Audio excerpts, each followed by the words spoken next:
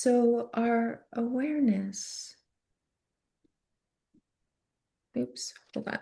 I just have some interesting stuff going on with Zoom here for a moment. There we go.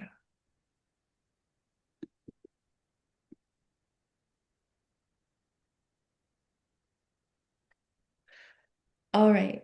So taking a moment just to honor the spiritual practice of yoga. So from time to time, we come back and we notice that this practice has been around for over 5,000 years. And the focus of the practice, the spiritual practice of yoga, is self integration and self transformation. So we come back and we start to identify those goals. Okay. And then each of us can remember what brought me to the mat? What has yoga offered me? What are some moments where I've recognized self or being aware of self? Some of us might call it our true self or the Atman, the Purusha, right? This connection to something bigger, universal consciousness, God. And how has the practice through all the limbs of the yoga helped to create moments of transformation or realization for us? So, Shad Darshan. So, the Shad Darshan, this means 6 insights into the nature of reality, and it was developed out of the Vedas. So, Veda means knowledge, and each darshan, which is a school of thought,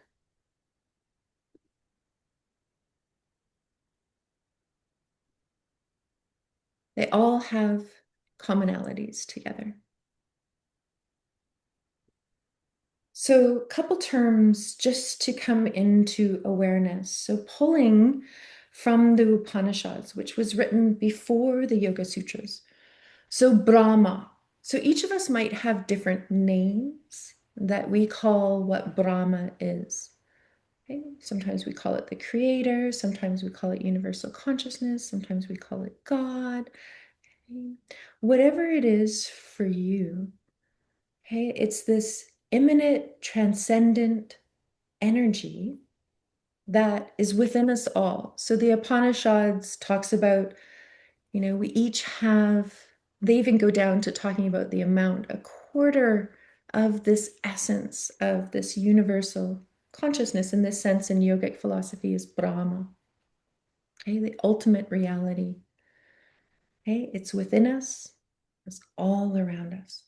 So we're part of it. The Atman, okay, the spirit, the individual soul. In the Yoga Sutras and in the story that I shared, this is also called the Purusha.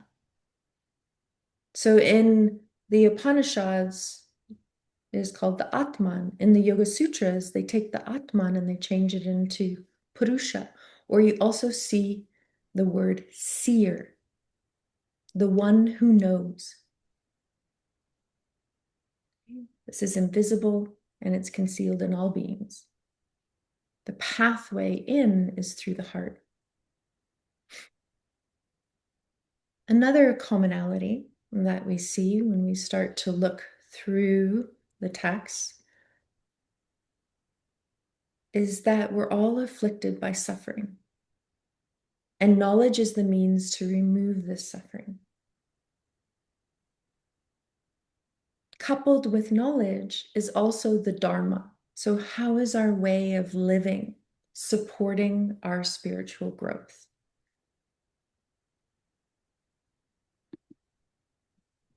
So, our goal here is to recognize our true nature, the Purusha, the Atman.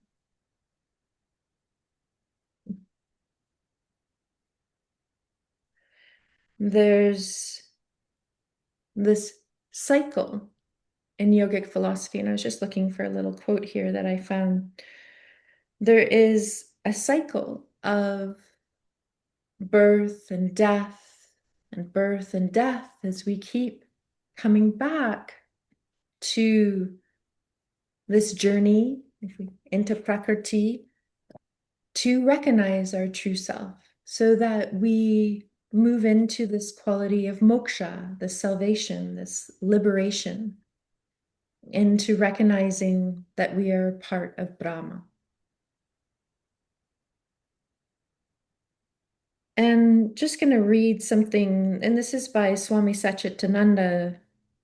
If you do have this in your Yoga Sutras, it is in Book 2, Sutra 26. And it's this discernment. Okay, so how we discern the aspects of what's permanent or impermanent, what's changing and what doesn't change. So this awareness here of Maya, this illusion that we sometimes get stuck in. And it is this understanding that, what is it that dies? What is it that leaves not only body, but also in nature around us? So if a log dies, it becomes a plank. And if a plank dies, it might become a chair. The chair dies, it might become a piece of firewood. And if the firewood dies, it becomes ash. And we give it different names and with all the different shapes that we take on. So if we always could remember that even though there's loss or we're changing or there's this evolution in consciousness and body, that there's a part of us that is always connected to something higher. And there's a really beautiful mantra, and I'll say it in English first. Lead us from the unreal to the real. Lead us from darkness to light. Lead us from death to immortality. Om Asatoma Sat Gamaya Tamasoma Jyotir Gamaya Mrityorma Amritam Gamaya. Okay, so this evolution of releasing what is causing suffering, what is causing this illusion within us. So, Samkhya. Okay, this is the school of thought that maps out the whole creation and the evolution and involution of consciousness.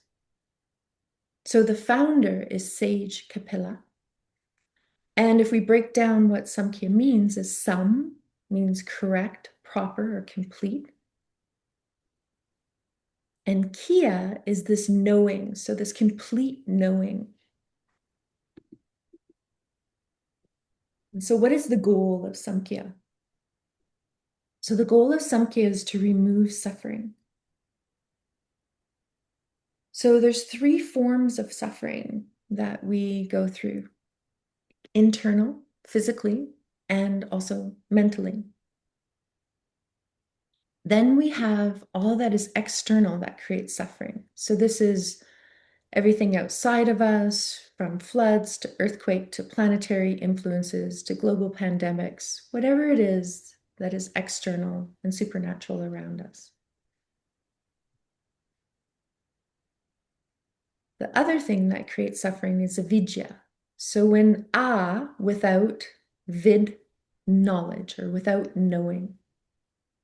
So we start to get kind of more wrapped up in Prakrti, if we remember the story, and we forget this quality of Purusha, or the Atman that is within us, which is why we take time to practice yoga.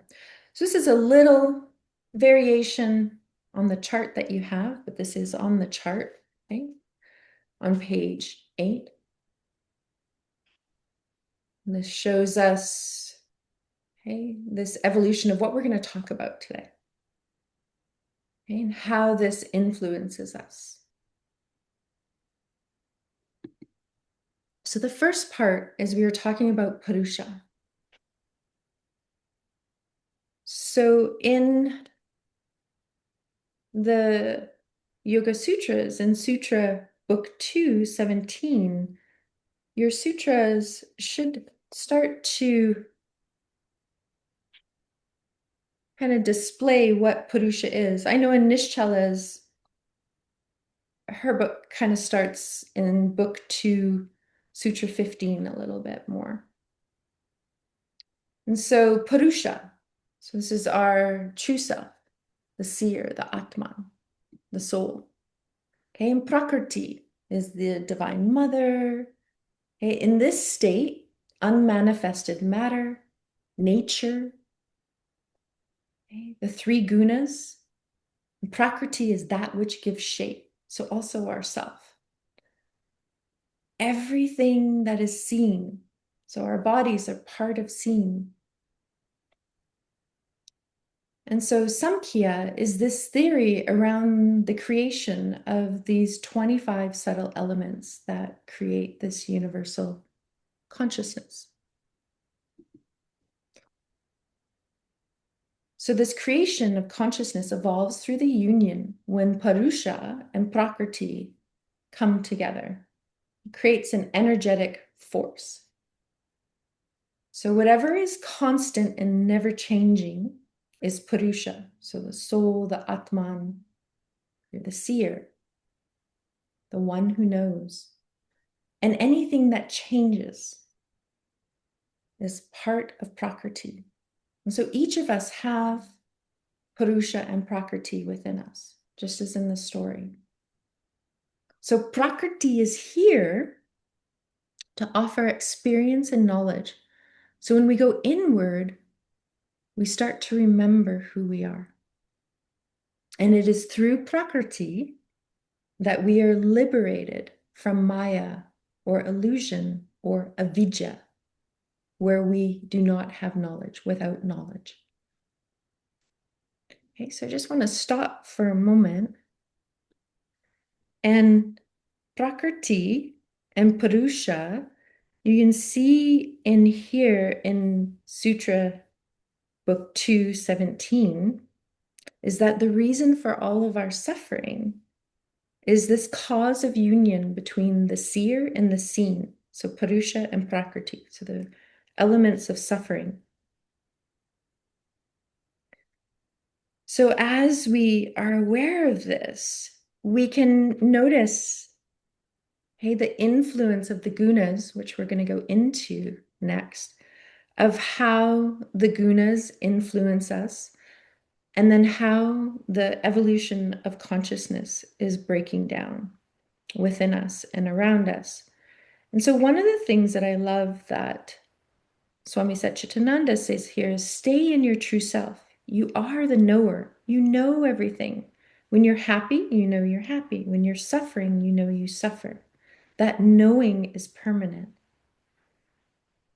It's when we start to identify, and that is more the Buddhi consciousness, which we're going to talk about a little bit more, this higher state of consciousness that has that mahat, that antenna. And you can see it in your evolutional map there, that the Buddhi, the mahat, that great antenna, this place of intuitive wisdom, sometimes also called discernment, where we discern, okay, what do we believe to be true for us? Highest state of awareness, okay, closest to Purusha or Brahma, this recognizing of our true self and our connection to a higher consciousness. I always like to relate it a little bit to the chakras as well. So this area, this buddhi within us, is in the sixth chakra. So Ajna. Okay, so where we have our beliefs, where we have our thoughts, where we have our discernment, where we hear this intuitive wisdom. Okay, this antenna, this connection. So what allows you in your spiritual practice to come back to this place of knowing for you?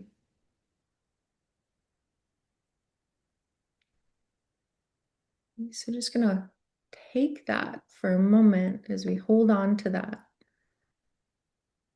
And so Prakriti is composed of, at first, unmanifested matter and nature.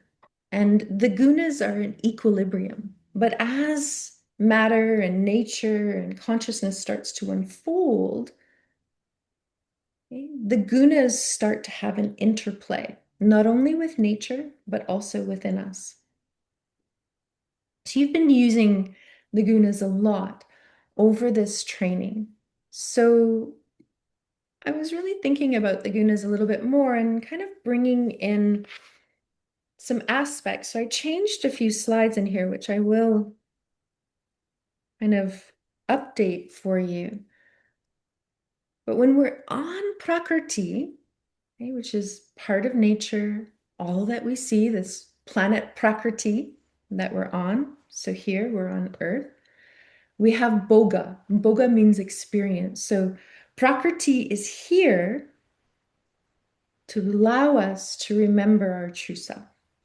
So our goal in this birth and rebirth is to use yoga and the 8 limbs of yoga to help return to this awareness of who we are. So within us and all around us, you may notice the gunas having an interplay. So a lot of the time, the gunas are called qualities of nature, and we're also part of nature. The gunas also can be translated as strands. So sattva, okay, so this is the aspect of matter closest in nature to Purusha, our true self. And sattva is balance, it's illumination. And in the Yoga Sutras, okay, it's called praksha. Praksha means light of consciousness. And when Raja and Tamas find more ease and balance and they come together in harmony, that dynamic quality of Raja and that stillness of Tama bring us into the balance of Sattva, which is called dynamic stillness. Okay, Raja is all about movement. This is where change occurs. This is called Kriya. And so Kriya is this complete action.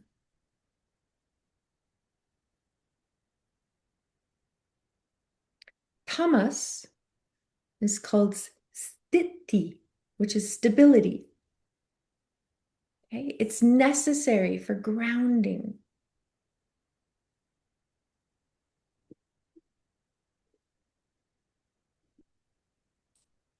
So remembering that the gunas never exist in isolation within us or in nature.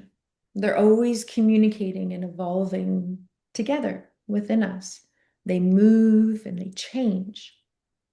So sometimes we notice that one guna may have a little bit more of a predominant pattern or hold over us. And each time we perceive what is around us or we receive in the senses, a guna is there coloring how we perceive Prakriti and then also colors how we respond. So when shifting, this is an important thing, and you've been using it, especially with Mel yesterday. When shifting from tamas, so if we notice that we're stuck in tamas, okay, and one of the things to remember is when we get stuck in any one of part of the nervous system or a quality within us or a pattern within us, that's when we create a lot of suffering. So when we notice, oh, I'm feeling a little bit more suffering today, and I'm feeling tired or lethargic, which we're going to get into, we need to bring movement in to shift the qualities of tamas, to move towards more balance of sattva. And when we have a lot of raja, too much movement, too much energy, we need to allow the qualities of tamas to come in, that stability, that heaviness, to move us towards balance of sattva. So that dynamic stillness. Okay, so just talking about tamas for a moment. It's slow, this energy. It's very thick. I love how in the Yoga Sutras, Nischala correlates each of the gunas with the moon cycles. So tamas is the new moon when there's pervade darkness. It's a time to set intention. It's a time to go into ourself. It also, tamas, is this deer in the headlights when sometimes we freeze or we get stuck. Tamas is also governed by the exhalation. So when we feel that tamas is working in a more kind of nourishing way for us, we feel grounded, we feel sturdy in our presence. There's just the safeness within us. When we feel that we get stuck in this quality of tamas, we might start to feel really depressed, or our emotions become really heavy. We have lack of motivation. We sometimes can feel very self-destructive.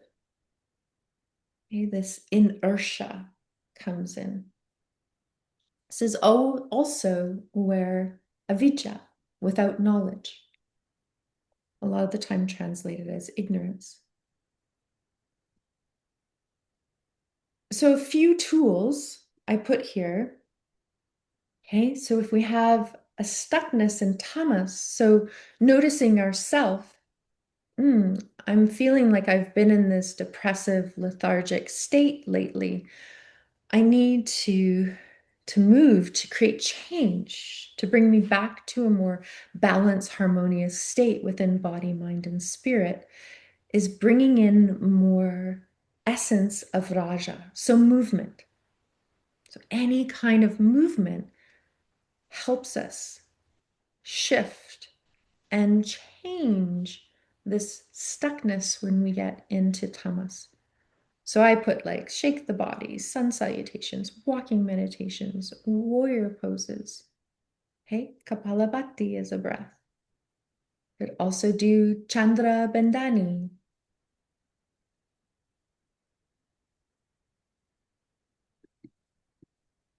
Raja. So this is a higher frequency than tamas, very similar to full moon. So when we're in our sympathetic, so we need our sympathetic to move around day to day, governed by inhalation. So the inhalation's creating vitality, creating movement, creating energy for us.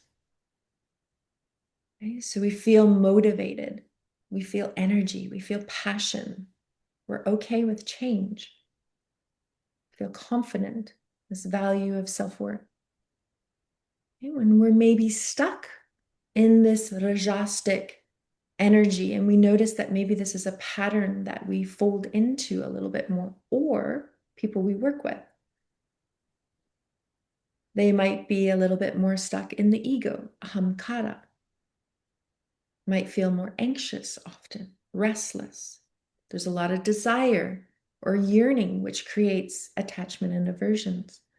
Raga and Dvesha, the kleshas, become really strongly rooted in the forefront of how we move and interpret the world. Okay, so ego, attachment, aversion, avidya, okay, and clinging to body. So this fear. So balancing tools. We meet someone where they are always and allow them to softly move towards they need to go. So with this energetic energy, we definitely want to meet them and ourselves in standing. Warriors, balancing poses, but also to bring attention to the feet. This quality of grounding, of coming back into the body. So removing some of the energy that's stuck, maybe in the upper being, back into the earth. Slowing down slowly. Okay. Nadi Shodhana, really good balancing breath, extending exhale, bringing in these tools of tamas.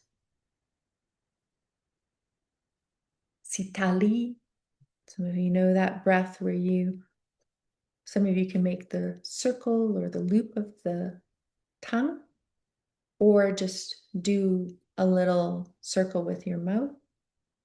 And just try it. Inhale through the mouth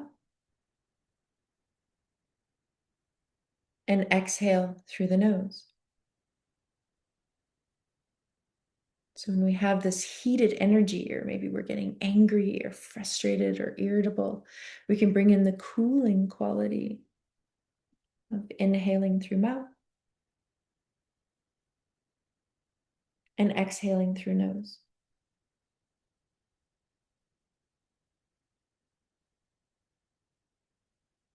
Helps to cool that inner fire that maybe is blazing a little bit too high.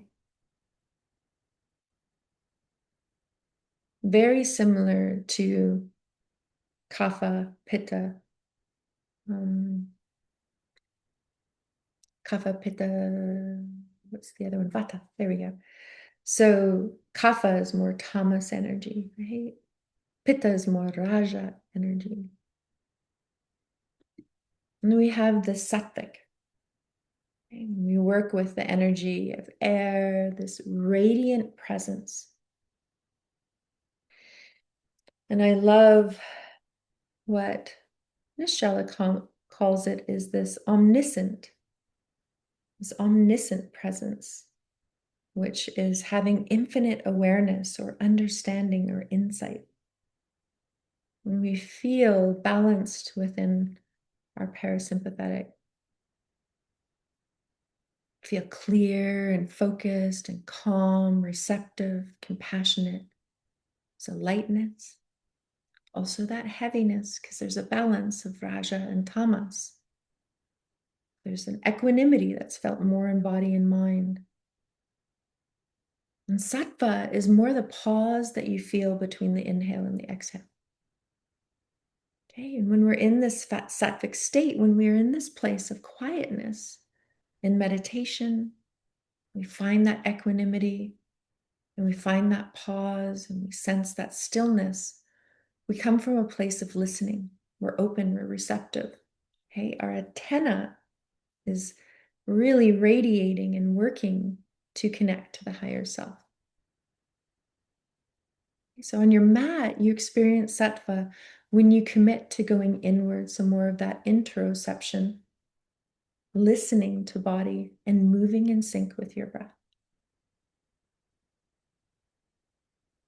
So when we come back to the chart, we have this awareness of Purusha and Prakriti. When they unite, we get the evolution of the Buddhi, which is the closest place in our consciousness of being aware of who we are and our connection to Purusha. But it is through Prakriti that we remember who we are. And from the Buddhi, we then evolve into the ego, our personality, our self-identity. And all the time, the gunas are interdispersing and flowing within us. Okay, so just wanted to create a pause for a second here. Questions, comments so far in that?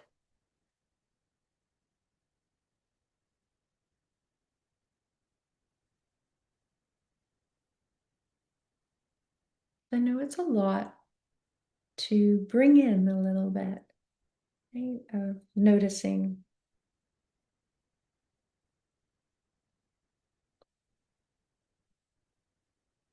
Okay.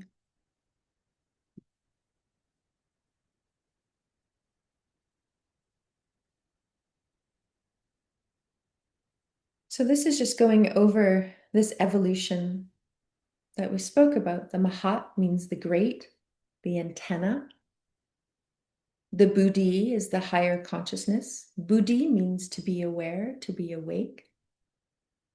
This intuitive wisdom, our intellect, our reflective discernment. It's where we process, it's where we integrate, it's where we pause and we say, I'm going to take a moment just to check in and witness what's happening inside of me. It's our sense of being when our mind, our body, our breath, our spirit are all integrated into one place. It's where we witness. This place has no likes and dislikes. Okay, that's part of the ahamkara, the ego. It's the I maker. Okay, so it consists of our judgments, our likes and our dislikes, the raga and the vesha. This is where we do. Sometimes when we want to defend ourselves, or if we get, someone says something or something happens and we get really defensive and we start to lash out, we're moving more from the ego. And the ego is necessary for us to move through the world. But we also want to notice, excuse me, how much we get wrapped up in the ego. Are we in judgment? Are we in I and mine, or I like, or I don't like that, or am I in right and wrong, happy, sad? Okay? When we get stuck in more of the dualistic quality, you're right, or excuse me, I'm right, you're wrong. Hey, we're not open to having a conversation about the evolution of self and consciousness and our beliefs. That's coming more when we can sit with someone, even if they have a difference in opinion than us. We can have this open conversation. We can give space for them to have their thoughts. And we can also give space for ours. And we can meet in the middle and exchange and learn and grow and evolve from one another. This is coming from the Buddhi.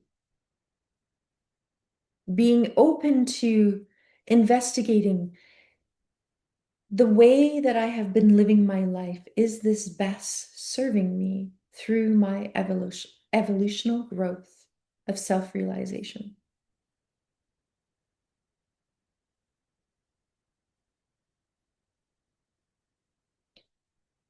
Okay, the ego exists in the space between the higher mind of the Buddhi and the lower mind of the Manas. So here's the Manas. So the Manas is the mind that perceives the world. And it perceives the world through the 5 organs of perception, our senses. So as you experience the world through these 5 senses, you also have 5 organs of action that help you move through the world. And so you receive information from your senses. Depending how you're receiving information, which guna is interplaying at that time will influence if you're in the ego or if you're moving from a higher state of the buddhi. So these subtle senses, the jnana indris, right? So they bring us knowledge. So taking a moment to notice, are there some of your senses that create equanimity within you? And are there some of your senses at this point in your life that create a little bit of disturbance? And it could be at different times that fluctuates. I know for me, I have times when, I'm out in nature and I'm opening my senses and I'm communing with Prakriti around me and just being a witness, just observing. I can feel how different elements might nourish my being, from walking barefoot on the earth to swimming in water to smelling a flower to touching the ground, right? To tasting something that maybe you grew in your garden. Then there's other times when maybe we have a little bit more of a Raja energy, a little bit more of a heightened energy, and so much that we're seeing around us is overstimulating. Sounds are just really loud. Okay, we feel like we don't want to be touched and we just want to, kind of curl into ourselves and maybe hide or Go into a little bit more of a internal space, bringing in more of a Thomas energy. Maybe we just get so overwhelmed as we're feeling all of the senses coming in. It's too much. There might be planetary kind of influences. I know for me, I get really influenced when there's too much wind living on the island. Creates a little disturbance in me. So I recognize, okay, I'm feeling disturbed by the wind right now. So it's that, what is happening inside of me? When you realize what's happening inside of you, then you can notice, well, what is it that I need? How can I create an action, a response that I can shift this or I can nourish myself, right? So that we can create and bring us back to a place where we feel in harmony and balance. So you might even just notice at this point, how you're feeling right now.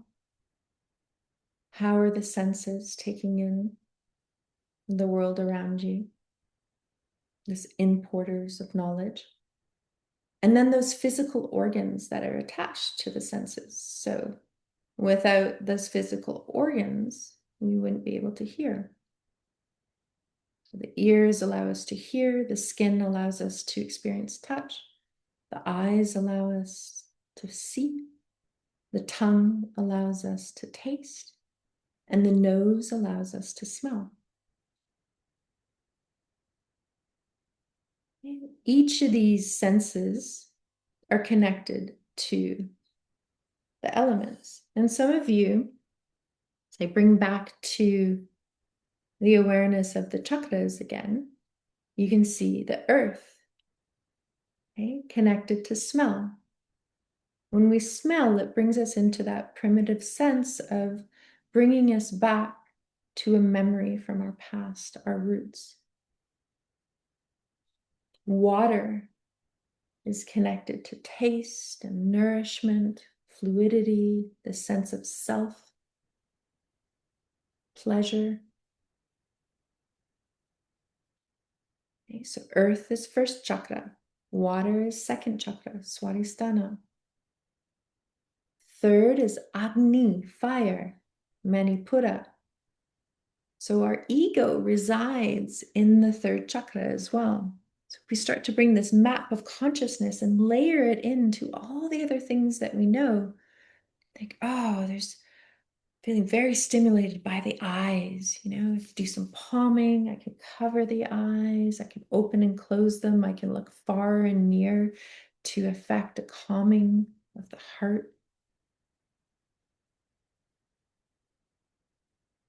Maybe see if the fire is a little bit high. You could do some movement practices to disperse.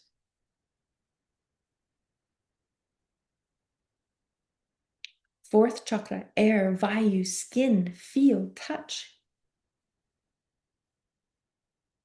Okay, our relationship with prakriti. How we receive and give, vitality, receiving, inhalation, releasing what's no longer needed, exhalation. So all of these tools, this creates a map, a framework that we can see the big picture. And then you can go into certain areas and pull out different practices to help nourish you or clients that you're working for and with. Akash, space, ether, coming more into the fifth chakra, how we hear, how we speak.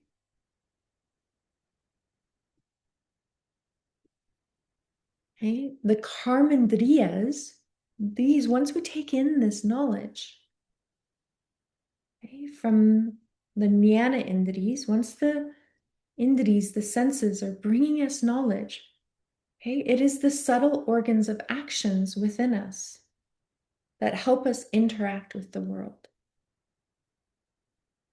Okay? So we can move out into the world by speaking or expression with the physical organ of our vocal cords, our larynx. We create grasping motions with the hands, locomotion with our feet, reproduction with our genitals, excretion through the anus, And then we have the physical body, which is composed of vata, pitta, and kapha.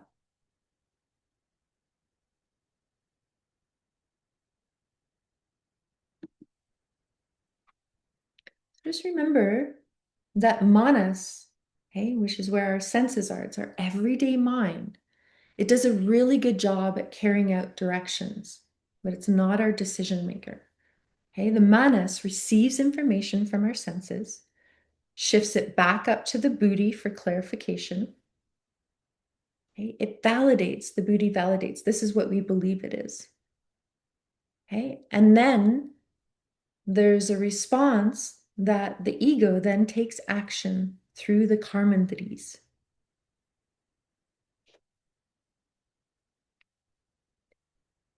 So whichever guna is the most dominant at the time of receiving the jnana, receiving this information from the knowledge from the jnana indris, will help take charge, will help influence how we move out into the world.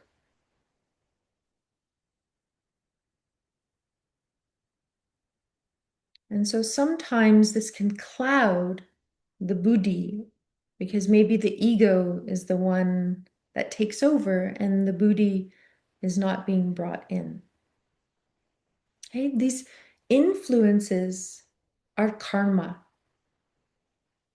So, how we're receiving information, how we're using our organs of action to move out through the world is influencing our cycle of birth, death, and rebirth.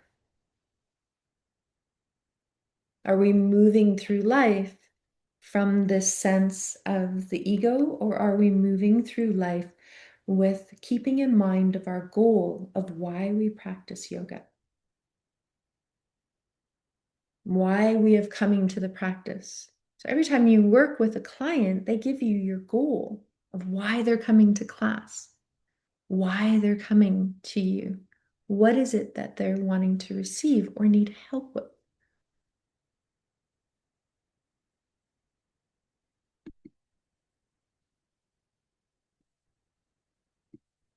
Okay, so this was a photo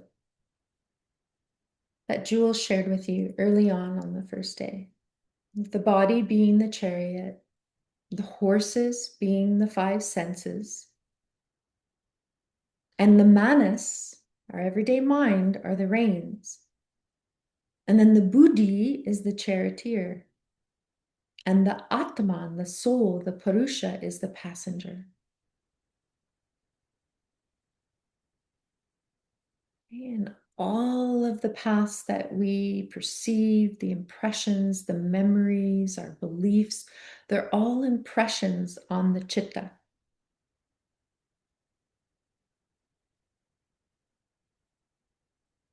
Okay, so I'm going to pause for a moment to see, as we pause, what is coming up for you.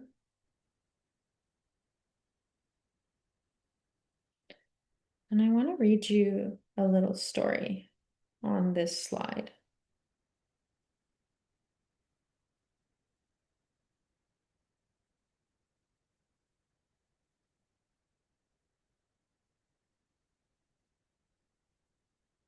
Just lean back, close your eyes, take a moment. And this is on the five horses and the chariot and our senses. And this is a story from the Upanishads that talks about this slide. So I always like to read stories to help us learn and evolve.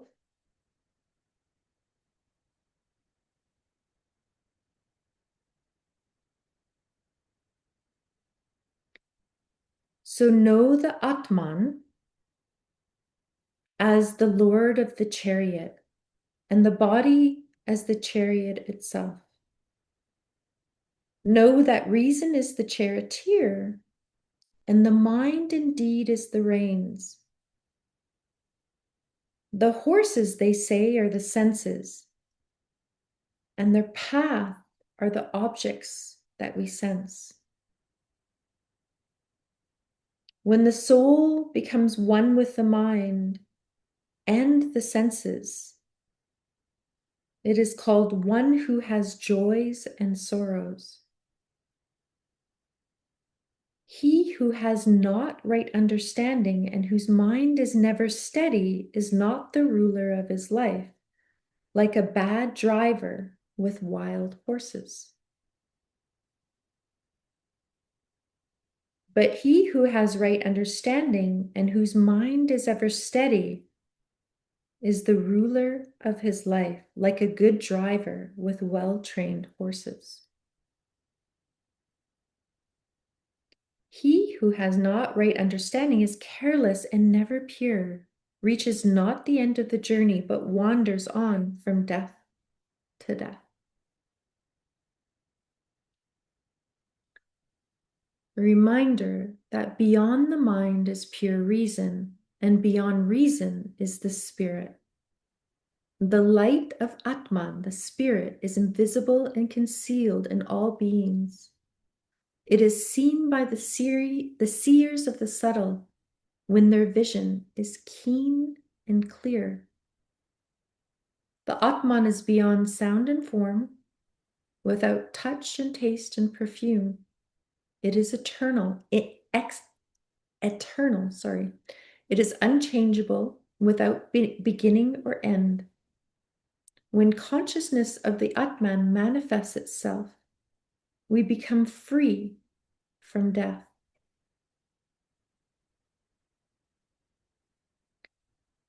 And when the body is in silent steadiness, breath rhythmically through the nostrils, with a peaceful ebbing and flowing of breath, the chariot of the mind is drawn by wild horses, and those wild horses are tamed.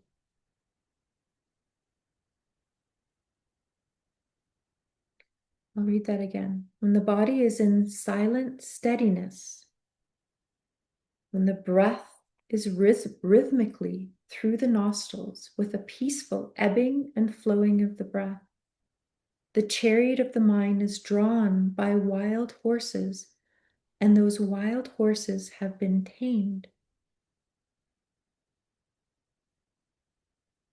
So allow a place of practice for yoga that is sheltered from wind, that is level and calm, it's free from clutter.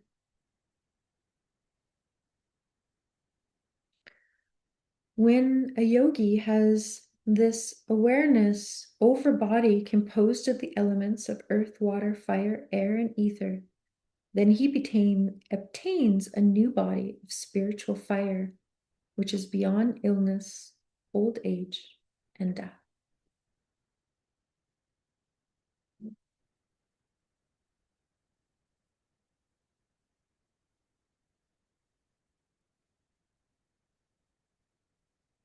It's quite awareness. I was going to just share a little story, and this is one of about my daughter that she gave me permission to share.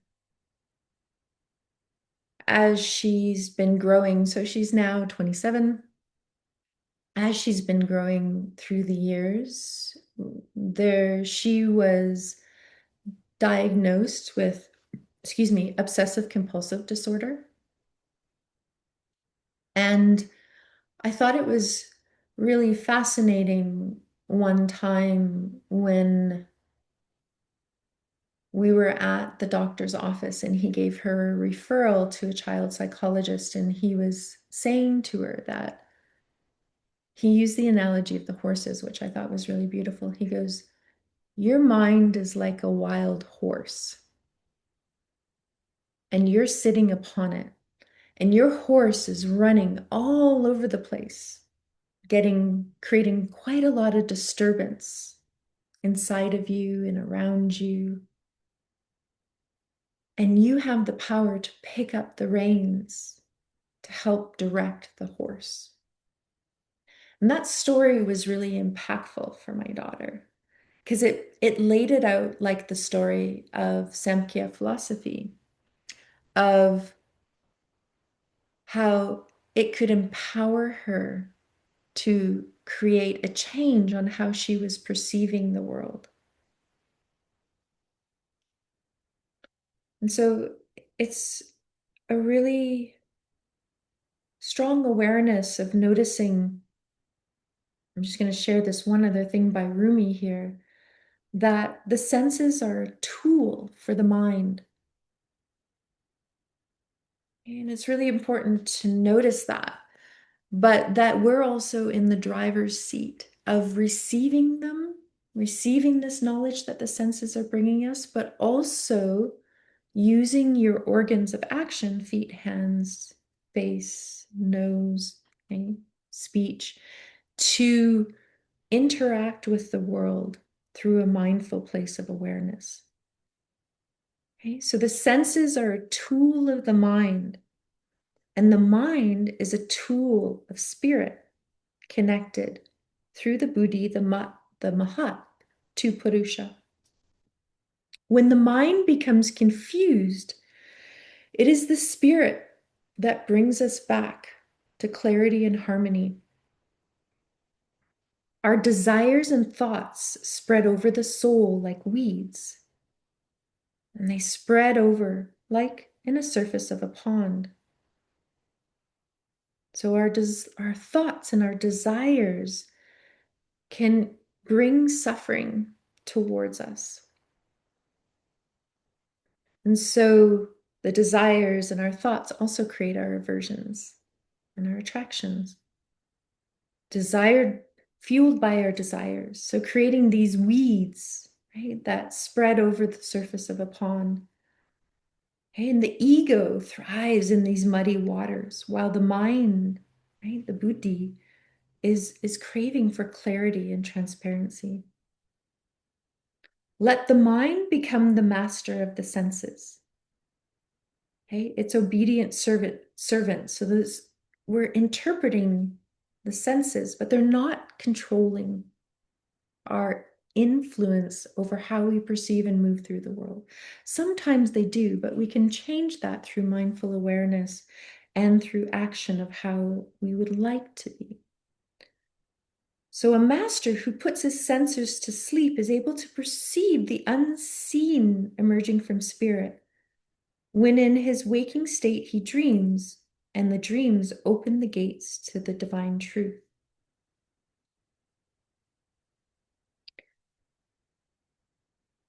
A couple other things I want to share about this. In the Hatha Yoga Pradipika, which is our practical yoga text, so no success in Raja Yoga. So Raja Yoga is whenever we read text, right? All of the royal, all the knowledge from all of the books to the Upanishads, to the sutras, to the Gita. Okay, so there's no success in Raja Yoga without Hatha Yoga. And there's no success in Hatha Yoga without Raja Yoga. So meaning we need to have the light of wisdom and the movement of body working together for this evolution. So that's why each should be practiced both, giving equal tending to them. The mind is the master of the senses. So this is from the Hatha Yoga Pradipika. The mind is the master of the senses, and the breath is the master of the mind. So that's one of the things that's really interesting, is to always remember if we are working with ourselves or someone and there's a lot of agitation that's coming in the mind, or the mind's dull or it's agitated, we can influence the mind through breath and through body.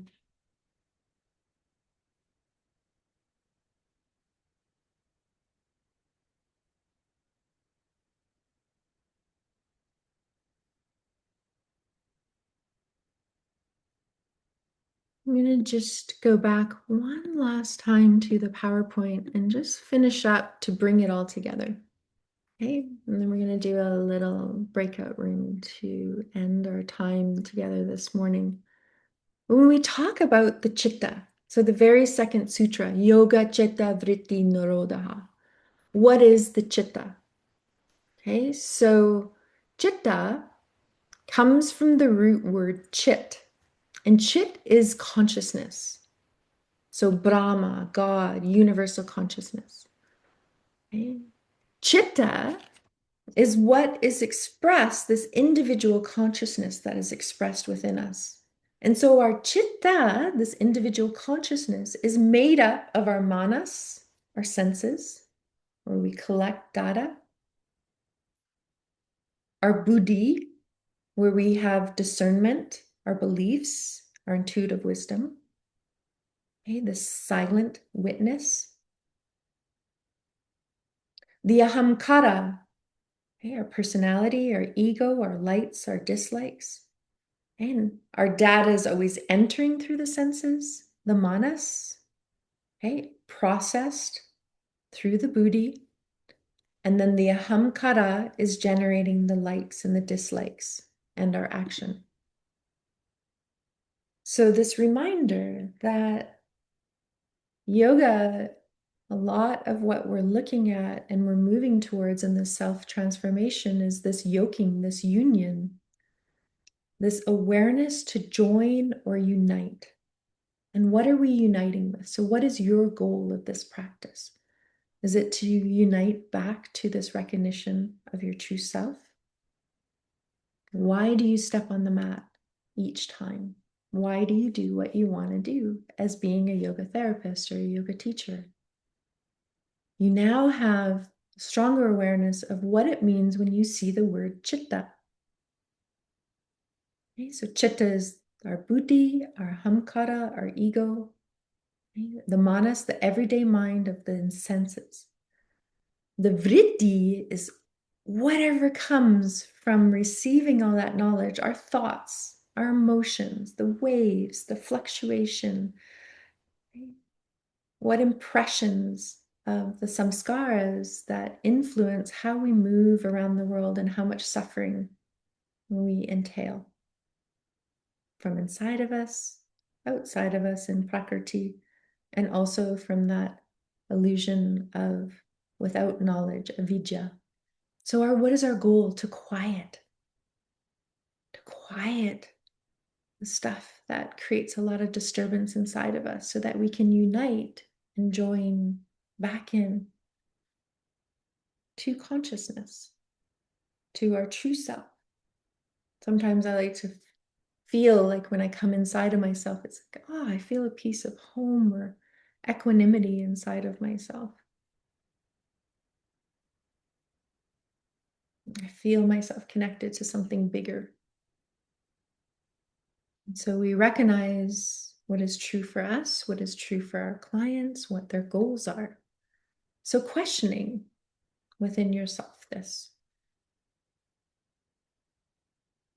And this awareness of consider for a moment the word seer. That's what it does. It sees. So that's Purusha, the Atman, the spirit, the soul. It sees clear. The seer sees things for what they are. This is where we're becoming. This is what we're becoming when we stop identifying with the transient fluctuations of the human mind. Remember, the world exists as you see it. It's not what you see, but how you see it. It's not what you hear, but how you hear it. It's not what you feel, but how you feel it. So all of this, when we kind of break it down, is what do we do with it?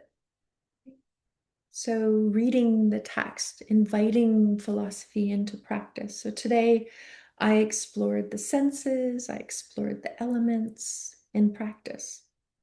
I use the senses to anchor into the moment, to calm the mind, to feel safe. And then I also use the elements to nourish us. You can create themes. You could flow through the gunas. You could do the senses like me. You could be in the elements. You could do a class on a specifically one point part of the mind. We always start with the physical body to strengthen this deeper inner listening. Okay? This interoception, it helps to create movement and change. Pranayama, remember, right, cleanses the nadis and helps to focus and calm the mind. Pranayama also helps to remove tamas while increasing concentration, so that dullness of mind. And when we concentrate, it helps to release doubt, laziness, cravings, depression, and ignorance. Okay? All qualities of tamas. And then we offer meditation in our classes to soften the hold of the ego, to calm the vrittis, the thoughts of the mind, while opening pathways to this inner listening, sometimes called intuitive wisdom. We can read poems, stories, share from the Yoga Sutras. Pick one sutra to share in your classes. And allow your life to be exploring the 8 limbs of yoga within yourself and your classes.